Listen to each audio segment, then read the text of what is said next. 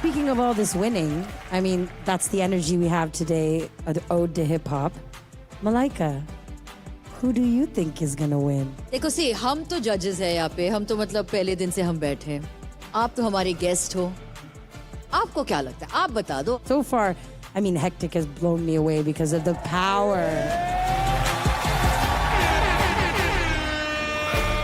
मैं आप लोगों से भी पूछना चाहता हूँ, आपको क्या लगता है कौन हो सकता है विनर?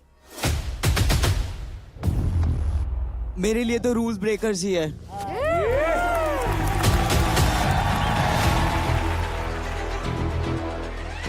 भाभी?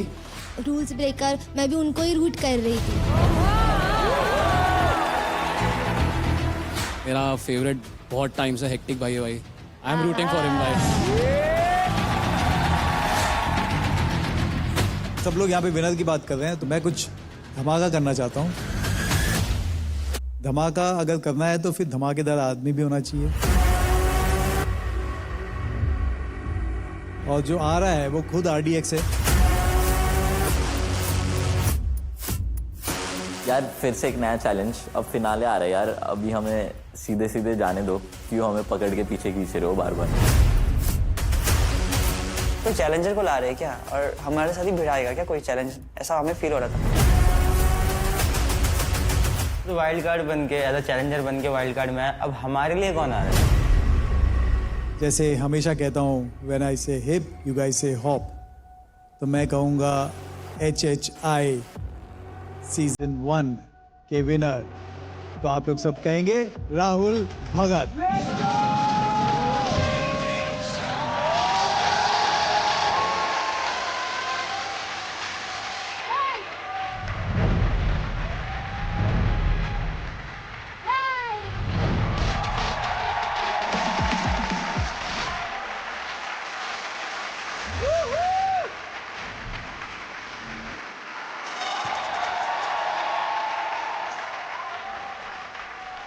आप कुछ लेके आए अपने साथ?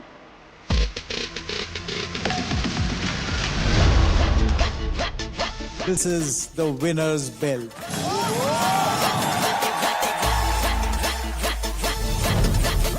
वो बेल्ट को जब मैंने सामने से देखा ना तो उसकी वो भूख अंदर आ गई. मैंने कहा अपने हाथ में चाहिए यार. अब वो बेल्ट पे H लिखा हुआ है और H से हेक्टिक चालू होता है. हम यहाँ पे गली से ग्लोरी तक पहुंचे हैं तो मेरे को लगता है वो जो बेल्ट है ना RB से RB तक पहुंचने आया है. मैं रेमो सर के पास आया था, एक शिकायत लेके आया था उस वक्त कि मेरी स्टोरी नहीं है. उन्होंने ये बेल्ट दिया, मेरी स्टोरी बन गई. तो thank you so much sir. Thank you. So nice to see you, Rahul. तू बता तेरा कौन फेवरेट है? मेरे को लगता है बहुत ही ज्यादा हैवी कंटेस्टेंट्स है, मतलब हैवी डीलर्स है. मैं डीलर्स बोलता था उनको पहले सीजन पे. एंड वो लोग यहाँ पे जो डील दे रहे हैं, मेरे को लगता है मैं इस सीजन आता तो मेरे लिए भी डिफिकल्ट होता ये बेल्ट लेना. तो आप बहुत ही क्रेजी हो. मैं एक नाम लेना नहीं चाहता. नहीं 3 तो ले ले. 3 लूं? 3 ले. मैं बोलूंगा रूल ब्रेकर्स, हेक्टिक भैया, एक और आदमी है. ठीक है, मेरे को लगता है ना उनके 2 हाथों में ना पूरी दुनिया की जो आकृतियां होती है ना, शेप्स, वो है Hitesh. Thank you Rahul. I'll see you. ये बेल्ट हमारे पास रहेगा.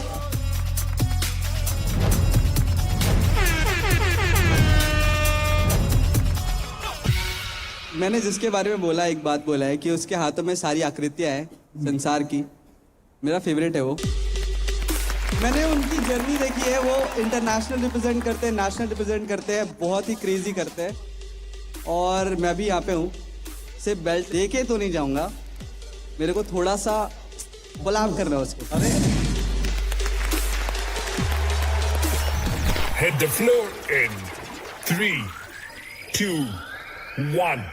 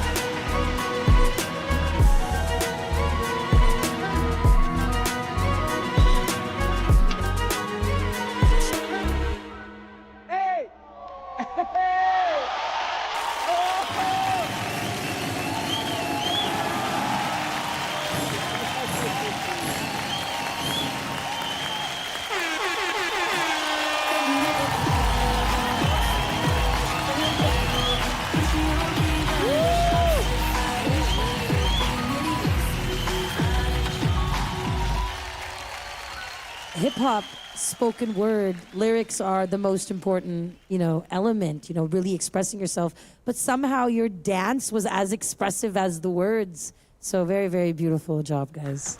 Thank you so much. That was experimental and that was lyrical. And, fusion isn't just mixing two different styles of dance. You were mixing two mediums. Usually we see interpretive dance with, like a ballet or jazz or something that's fluid or, you see those kinds of things. I've never seen so much focus on just the finger tutting and making it so dramatic.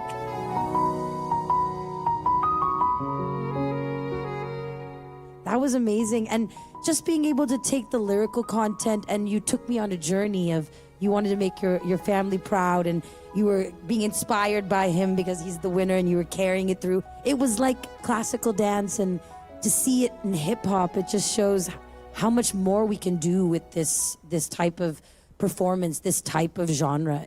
Beautiful. Thank you.